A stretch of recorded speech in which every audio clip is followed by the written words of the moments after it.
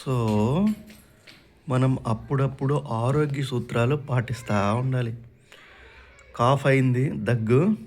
so మా రామన్నయ్య night చెప్పాడు, గుడివాడ రామన్నయ్య, చక్కగా మంచి నీళ్ళు, నాటే కుళాయి వాటర్, మినరల్ వాటర్ తీసుకొని బాగా మరిగించి తరువాత పసుపు వేసి ఉప్పేసి మళ్ళీ ఇంకాస్త బాగా పొగలు వస్తున్నాయి కదా, పొగలు వచ్చే విధంగా బాగా వేడి చేసి దాని తర్వాత చల్లార్చి తాగగలిగినంత వరకు చల్లార్చి వేడి తగ్గిన తర్వాత చక్కగా ఒక గాజు గ్లాసులో పోసుకొని ఇలా రౌండ్గా తిప్పి కలగలిపి